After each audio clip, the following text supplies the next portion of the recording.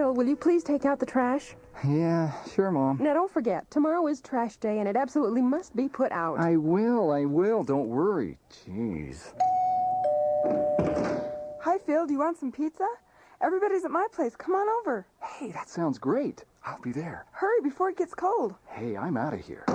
Phil, when will that boy learn to do what he's told? He's gone without doing that one simple chore. This is driving me crazy.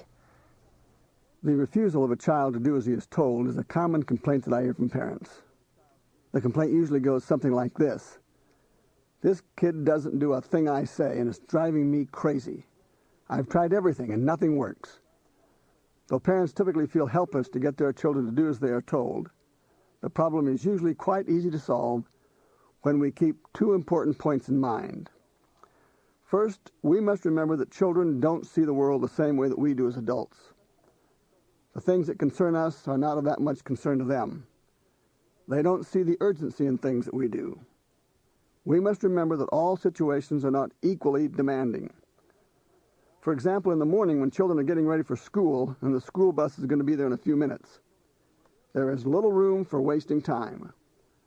On the other hand, if it's Saturday morning and a child is supposed to clean his bedroom, it may not make any difference whether the job is done by 9 o'clock or 10 o'clock or even by noon. One of the keys to getting children to do as they are told is to be sure that they know exactly what is expected of them, including when the task is to be done and how well it is to be done. For example, if a child is doing his homework, there may be no option to high-quality performance.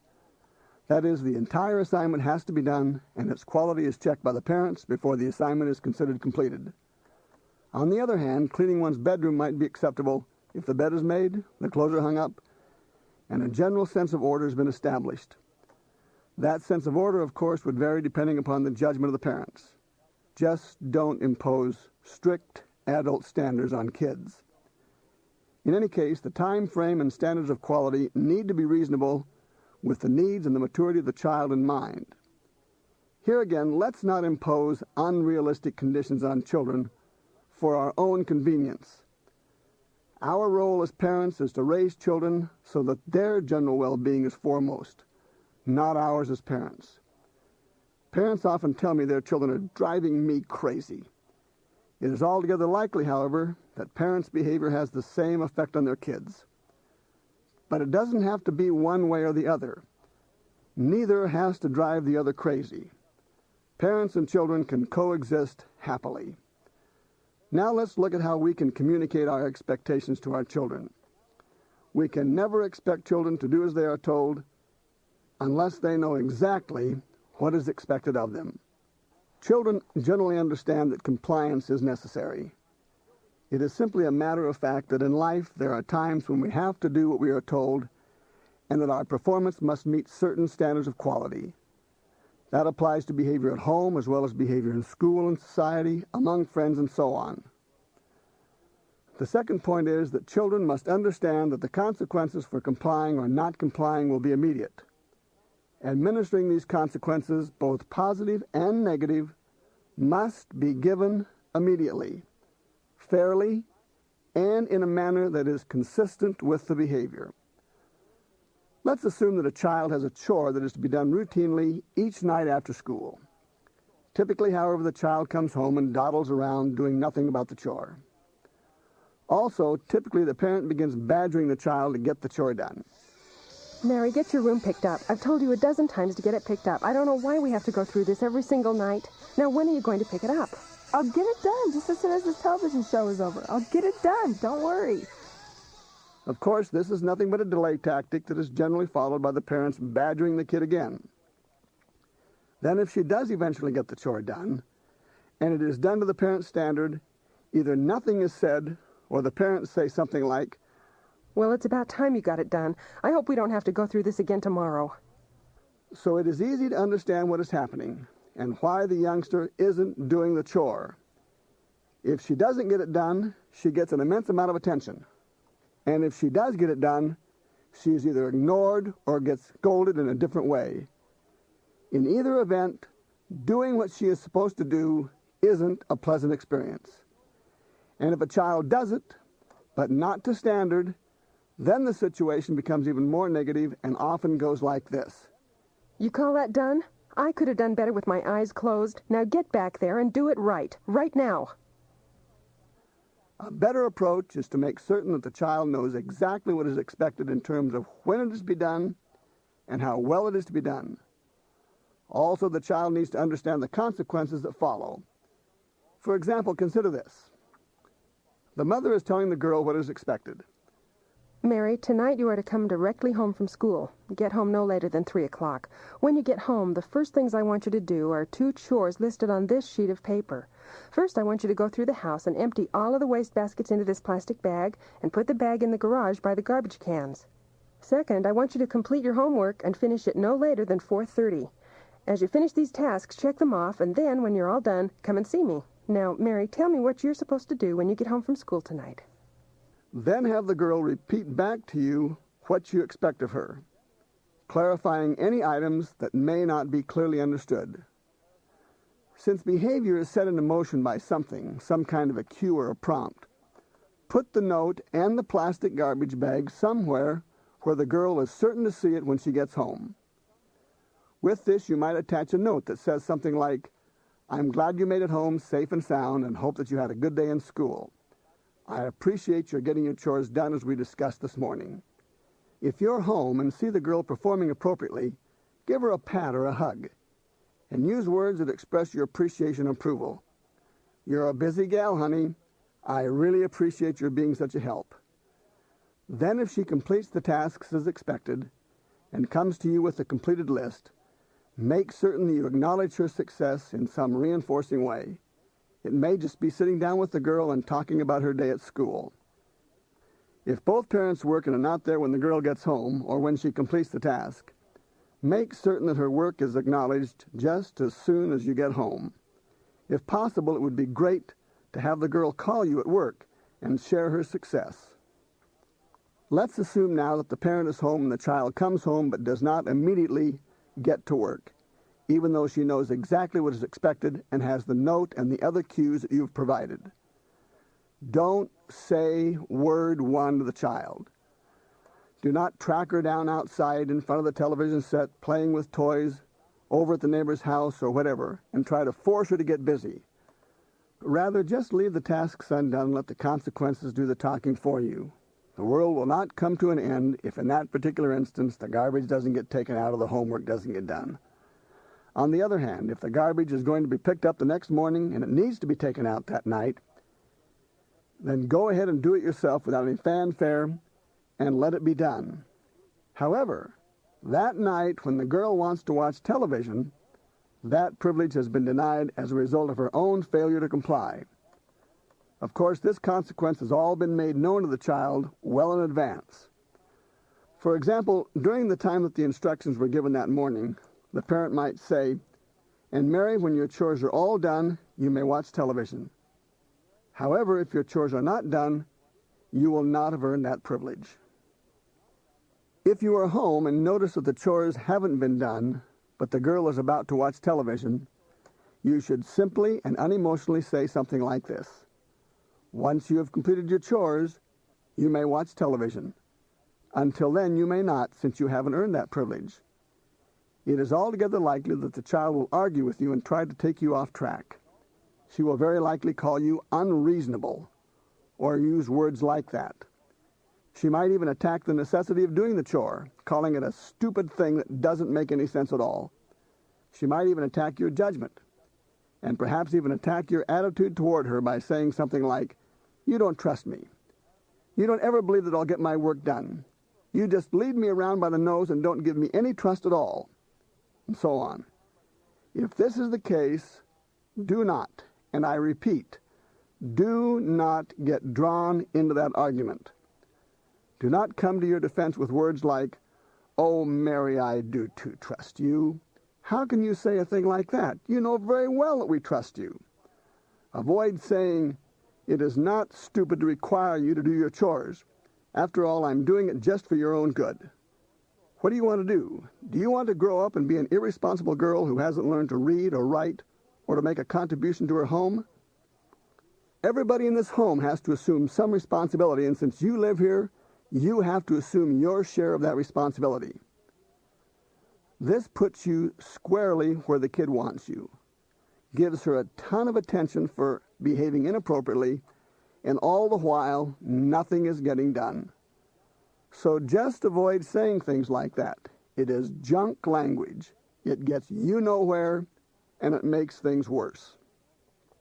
Rather, respond like this. I can tell you're upset, Mary. I'm sorry you didn't get your work done as you were told. Hopefully tomorrow you'll get your chores done so you can enjoy these privileges. And leave it at that. If the child objects, remind her that you're not going to discuss the matter any further, then turn your attention to other things. Let's assume, however, that this happens when the child still has an hour to complete her chores. It is altogether possible that sufficient time does remain for her to get her work done and to get it done in a quality way. If so, and she does get her chores done as required, then proceed by giving her positive attention. However, if enough time doesn't remain to get her work done, and the child gets it only partially done, or done but not well enough, then the consequences must apply. The child must not learn that shoddy and last-minute work are acceptable.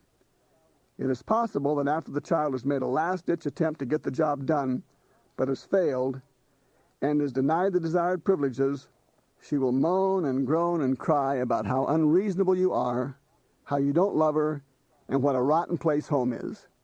She might pull out all of the stops. Actually, that's a good sign because it tells you that you really have a grip on those things that are important to her. If she doesn't complain, doesn't protest, doesn't get the work done, and doesn't seem to care about being denied television, it could very well be a message to you that you are not using the best consequences, and that you might have to dig deeper into the child's life in search of things that are highly valued by her that you can control. If the child does complain and protest, use the approach that was discussed earlier, where you show a great deal of empathy and can see that the child is very upset, but that you are standing your ground and that perhaps tomorrow will be a better day. Here's an experience that I had recently with the mother of an 11-year-old boy. The complaint was that the boy would simply not do a single thing that he was told to do. "It's driving me crazy," the mother told me. "I simply do not know what is going to become of this boy if he doesn't learn some responsibility. I've tried everything and nothing works." As we discussed what everything was, it fell generally into the area of badgering, coercion, persuading, reasoning, and all of the other ineffective things parents do to get their kids to do as told. I asked the mother to list things of value to the child that were under her control, things that the boy simply craved. To begin with, she couldn't think of anything. Television was no big deal. Riding his bicycle was fun, but he could do without that. Using the telephone wasn't important at all. She had taken away his radio, and that didn't seem to make any difference at all, and on and on. Finally, she remembered that the boy insisted that he have his teddy bear with him when he went to bed at night, and without it, he didn't sleep well at all. Nights were miserable to him without his teddy bear. In the same breath, however, she reminded me that she just couldn't possibly keep that teddy bear from the boy. It was just too important to him. I agreed, but reminded her that she wasn't going to keep the teddy bear from the boy. Rather, he was going to keep the teddy bear from himself through failure to do as told. This new twist caught the mother's attention, and we finally hit upon the following idea. I had the mother prepare 5 strips of paper, each one containing her own signature. This was to prevent counterfeiting. The mother then explained to the boy that whenever he did what he was told, he would get a slip of paper to put in a jar on the kitchen counter. Once 5 slips had been put into the jar, he would have earned the right to take his teddy bear to bed with him. To emphasize and clarify this, they role-played the situation to show the child exactly how the system worked and what the positive and negative consequences were. Not only did this work, but when it came upon bedtime, if the child didn't have 5 slips of paper in the jar because the parents hadn't assigned him enough things to do, he came to the mother begging for something to do. This one simple strategy was all it took. the problem of noncompliance ended. Typically, solutions to problems that appear to be insurmountable are simple, easy to administer, and extremely effective. The key is to make certain that the child knows precisely what is expected of him, the time frame, the quality of the work, and the consequences. Remember, let the consequences nag your children to do as they are told. Let's review the major points that have been discussed. First, be absolutely precise in what is expected of the child, including the time by which it is to be completed and the quality at which it is to be done. Use cues to help remind them of your expectations. Second, be certain that the consequences for obeying and not obeying are completely understood. Then let those consequences do your talking. Third, don't allow children to pull you into arguments over the logic or sense of what you expect them to do. Simply restate your expectations and leave it at that. Fourth, remain calm and in complete control when children have not completed their tasks. Your mood will have an immense impact on the child's behavior. Your being calm will instill in the child a sense of security, a sense of strength, a sense of stability. You will soon become an object of the child's admiration. I remember a time when one of my daughters, when asked by a boy, "Is your father big?" answered, "Well, he doesn't look very big, but he is." That's the kind of image children will have of their parents when the parents behave big, when their behavior is bigger than that of the child. And fifth, always be on the lookout for opportunities to let your children know how much you appreciate what they do and how able and valuable they are. What I have suggested here has been used successfully in many, many families. I know it works, but I also know that situations vary from family to family and child to child. But the basics are sound and apply to all families. All children need love. All children need attention for those things they do well. They want and need their parents' support. I urge you to give them your support in a calm, controlled, loving way. This is Dr. Glenn Latham wishing you super success and more happiness with your kids.